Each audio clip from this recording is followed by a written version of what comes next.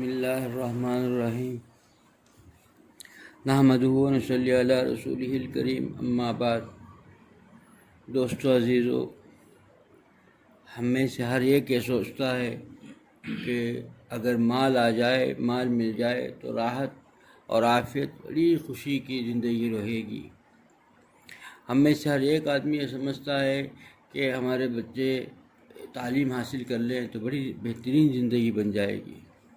ہم میں سے ہر آدمی سوچتا ہے کہ فلاں منصب مل جائے یا فلاں چیز ملک کو مقام مل جائے گا تو ہماری زندگی بڑے عیش و عشرت سے گزرے گی۔ چونکہ ہمارا نگاہ صرف مادی، اس دنیا کی مادیت پر ہے، مادی زندگی کے ہر چیز اسی پر ہم سمجھتے ہیں کہ ہمارا سوچ، ہمارے خیال سب کا محور یہی ہے کہ مادی چیزوں سے ہی زندگی بنتی ہے، زندگی مزیدار بنتی ہے۔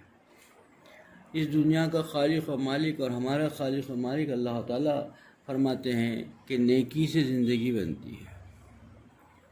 اس پر کسی کو جو ہے یقینی نہیں۔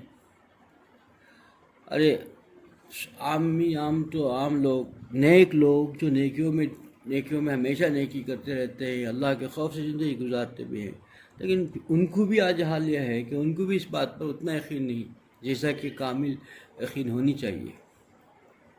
یہی سب کچھ ہے، اس کے علاوہ کوئی نہیں۔ نیکی ہی سب کچھ ہے، نیکی ہی سے زندگی بن سکتی ہے، نیکی ہی سے سب کچھ حاصل ہو سکتا ہے۔ یہ نہیں، اللہ تعالیٰ فرماتے ہیں کہ نیکی کرنے والوں کے لیے اللہ نے بار بار جو ہے اللہ نے بشارتیں دکھائی ہے کہ جو نیکی کرے گا اس کا عیش و عشرت والی زندگی نصیب ہوگی۔ جو ہے نیکی کرے گا، اللہ تعالیٰ فرماتے ہیں کہ میں اس کی زندگی کو مزیدار بنا دوں گا۔ اتنا سب ہونے کے باوجود بھی یقین نہیں ہے، اور آدمی وہی سوچتا ہے کہ بھائی ہمارے زندگی دنیاوی چیزیں، مال و متاع مل گیا، گھر عالیشان مکان مل گیا یا مال خوب مل گیا تو ہم کو عیش و عشرت کی زندگی رہے گی، نیکیوں سے زندگی بنے گی، یہ نہیں سمجھے۔ دیکھیے دنیا میں کتنا بھی مال مل جائے، چونکہ اللہ تعالیٰ فرماتے ہیں کہ اس میں سکون ہے ہی نہیں، راحت ہے ہی نہیں، سکون مل ہی نہیں سکتا۔ سکون کی زندگی تو صرف نیکیوں سے ہوگی۔ جب خدا کا بنے گا، خدا اس کا بن جائے گا، پھر تو اس کی زندگی بڑے عیش و عشرت والی ہوگی۔ بادشاہوں کو بھی ایسی زندگی نصیب نہیں ہوتی۔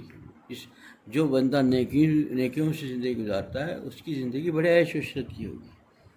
انسان غور کرے، اب جتنے ایسا دنیا میں ہم اور آپ کی آنکھیں غلطی ہو سکتی ہیں، ہم اور آپ کا سوچ یا سمجھ یا ذہن غلط ہو سکتا ہے، ایسا ہو ہی نہیں سکتا کہ خوب مال ہو اور بے ایمان ہو وہ راحت و عیش کی زندگی میں رہا، ہو ہی نہیں سکتا۔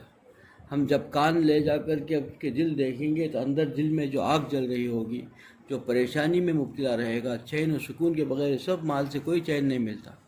چین دینے والی ذات چین کیسے دے گی؟ اس میں نافرمانی کے اندر تو چین مل ہی نہیں سکتا۔ چین تو پھر اللہ تعالیٰ کی طاعت میں ہی ہوگا۔ اللہ تعالیٰ ہی فرماتے ہیں کہ جو بندہ نیکی کرتا ہے، جو بندہ نیکی کرے گا اسی کو چین ملے گا، اسی کی زندگی ہوگی، اسی کی زندگی جو ہے زندگی بنے گی اسی سے، اور وہ عافیت کی زندگی ہوگی۔ دوستو عزیزو، عمر بن عبدالعزیز رحمۃ اللہ علیہ جب دنیا سے جانے لگے تو کسی نے پوچھا کہ آپ تو بیت المال کے بھی بڑے تھے، آپ کے بچوں کو آپ جا رہے ہیں، 11 بچے ہیں، کسی کو کچھ مال چھوڑ کے جا نہیں رہے ہیں۔ بڑے اطمینان سے فرمایا میں نے ان کو نیک بنا دیا ہے، یہ ایسی دولت ہے کہ پھر آگے کوئی چیز کی ضرورت ہی نہیں ہے۔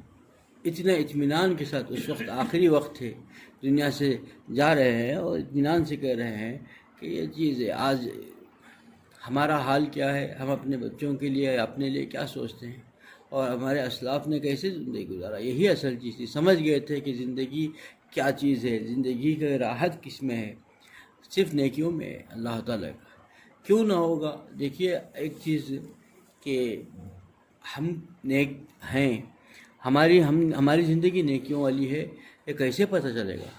اس کے لیے اس کو جانچنے کا ایک آلہ وہ بھی بتا دیا اللہ نے۔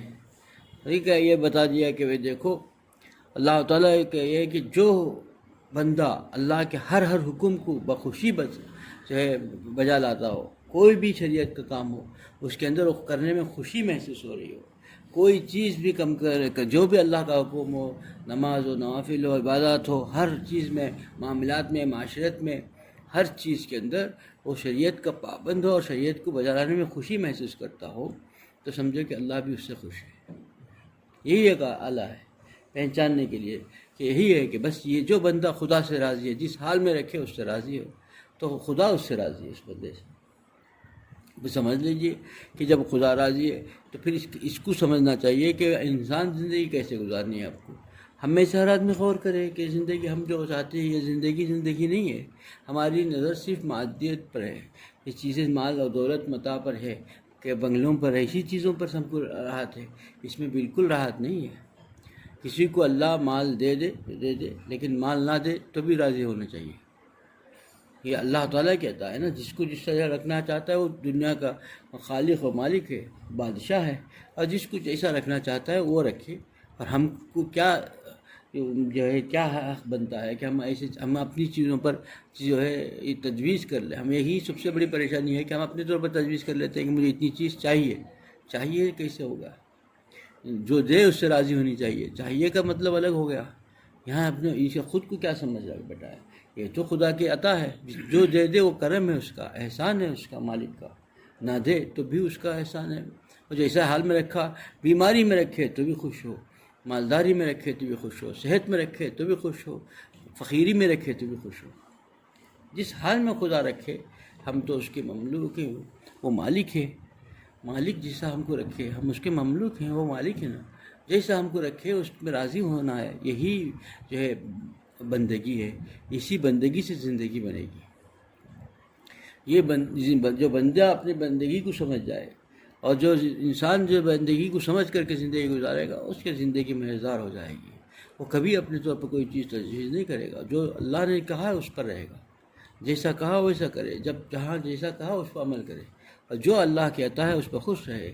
دیکھیے، اگر اللہ کی ایک آدمی ہے کہ بہت نماز بھی پڑھ لیتا ہے، تہجد بھی پڑھتا ہے، صدقہ بھی کرتا ہے، عبادتوں میں بھی لگا رہتا ہے، نمازوں میں بھی پابند ہے، لیکن کبھی پریشانی آتی ہے تو واویلا مچاتا ہے اور شکایت کرتا ہے، تو سمجھو کہ وہ خدا کی محبت کا وہ نہیں رہا، اسے چسکا بھی نہیں لگا۔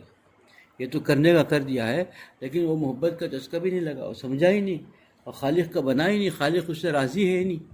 خالق سے وہ راضی ہوتا، یہ اس سے خالق اللہ راضی ہوتا تو پھر وہ شکایت کرتا ہی نہیں۔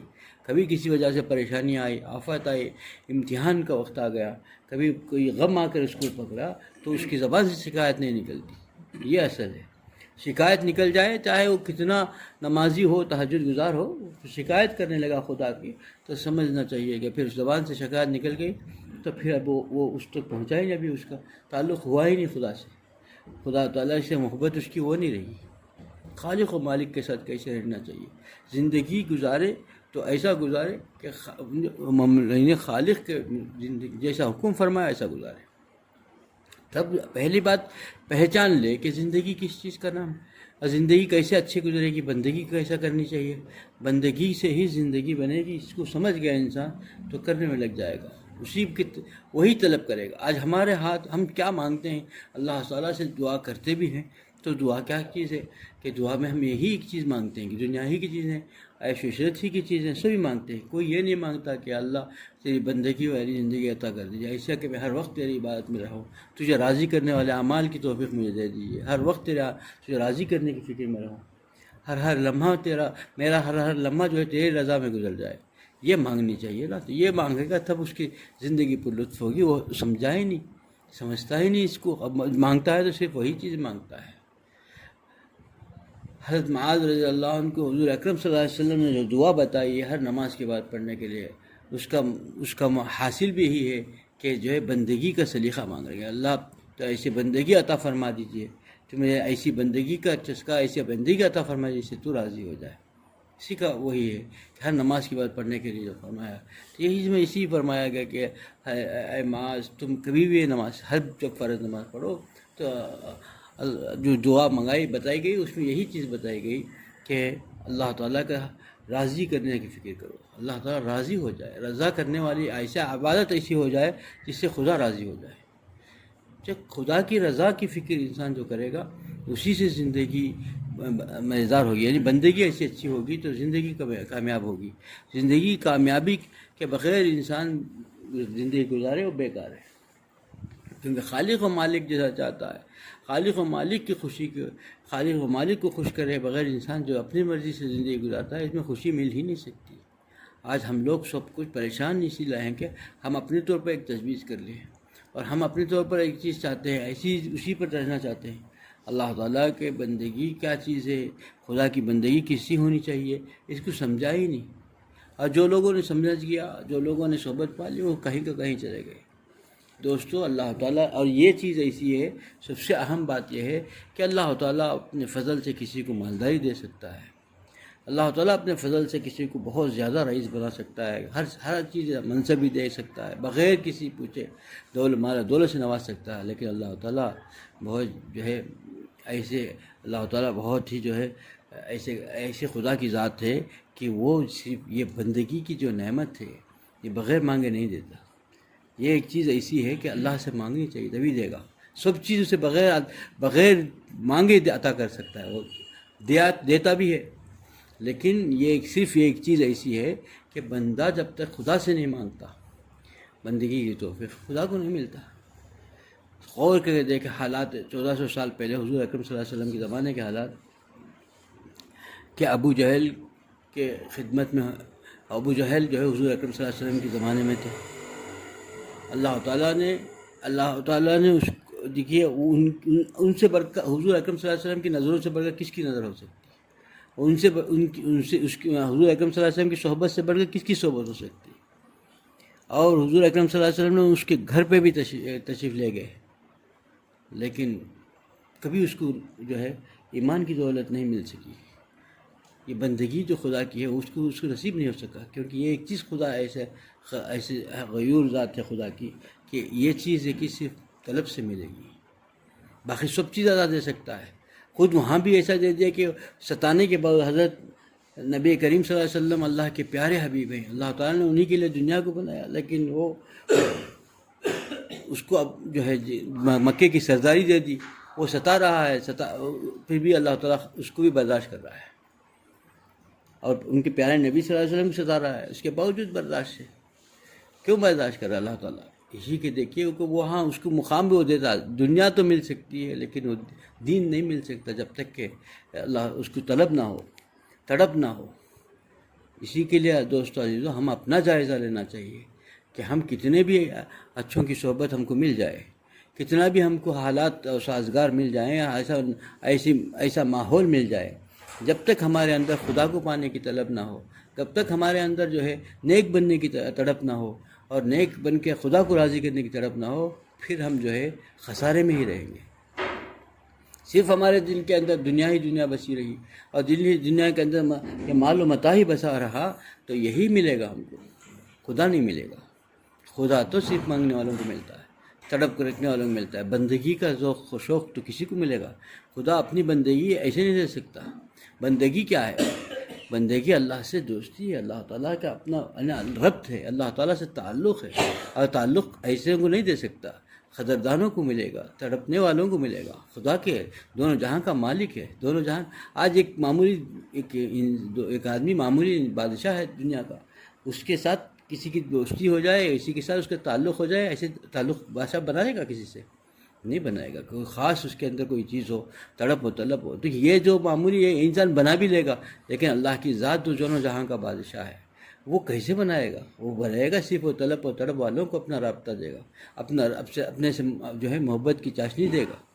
انسان طلب پیدا کرے، اللہ سے مانگے کم سے کم کہ اللہ ہدایت کے راستے کھول دیجیے، ہمارے لیے ہدایت کے فیصلے فرما دیجیے.